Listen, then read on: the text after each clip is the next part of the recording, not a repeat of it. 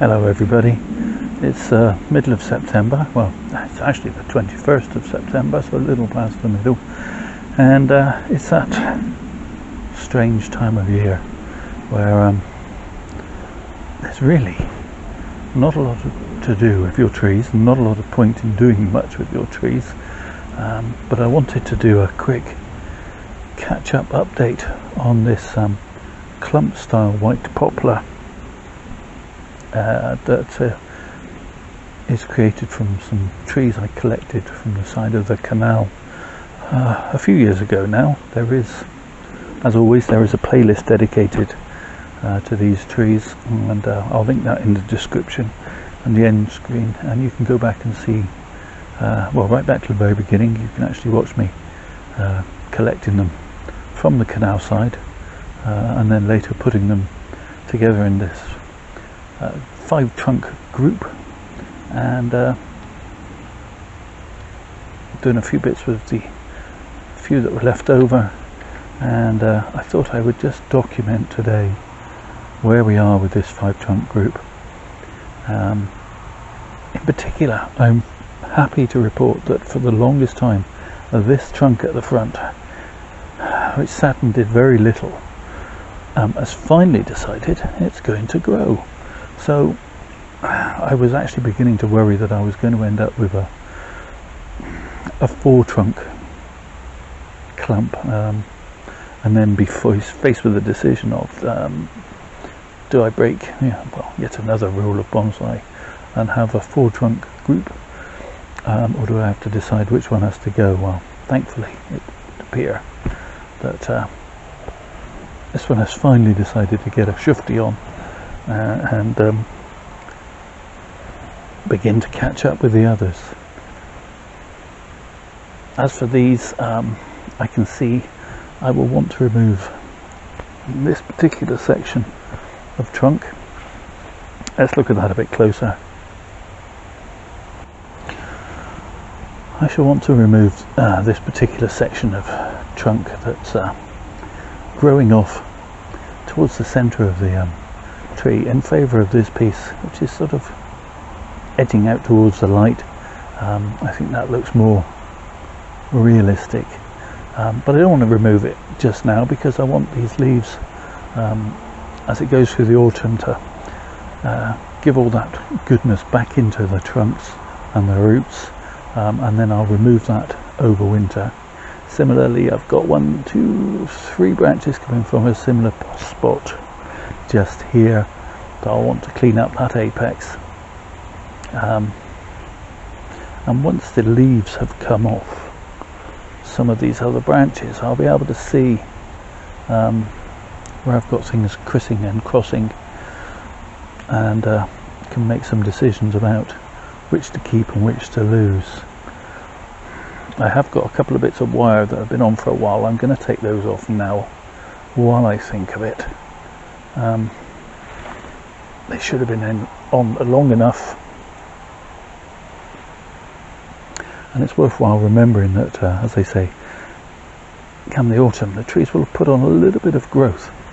It's easy to think that they've done all their growing for the year, but trunks and things do a little bit of swelling. As I say, they sort of suck back in that goodness from the leaves,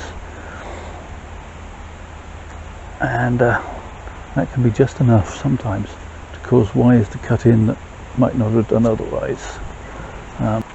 Sorry about that, I was waffling on. I forgot to zoom the camera back out, but yeah, these pretty leaves gleam, and the whole tree, if the wind's blowing hard, can turn pure white. Hence the name, I guess.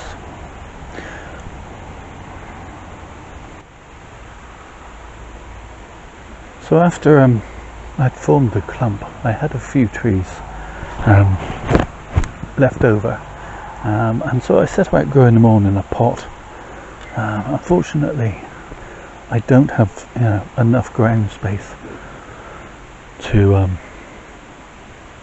grow things in the ground, which is obviously the best way of getting some girth to your trunks. This particular tree has had some setbacks this last summer. we've had some dieback. In particular, this secondary trunk here has died right back to the ground, so I'm just going to cut that away, pull out this little birch seedling, and then it's grown, well, quite tall and straight, which is great because they often are tall and straight and elegant trees in the wild. But it's had quite a considerable bit of dieback at the top here, so I'm actually just taking off that dead piece, and again I'm going to leave pruning this tree back until over winter, perhaps even into early spring, and then I'm probably going to prune it back quite hard, because it is all very much of a muchness in terms of thickness and with no real taper. So I'm probably going to cut it back to this point here, and allow one of these two shoots to become a leader, much as I did with my large birch tree. And yeah, well, that will give me some taper if nothing else. Here's another one that again had a secondary trunk which has died back in this hot weather, and again I'm going to shorten it over winter or into next spring back to this leader, see what pops, and then maybe shorten it again. But obviously I'm just going to let it alone for now.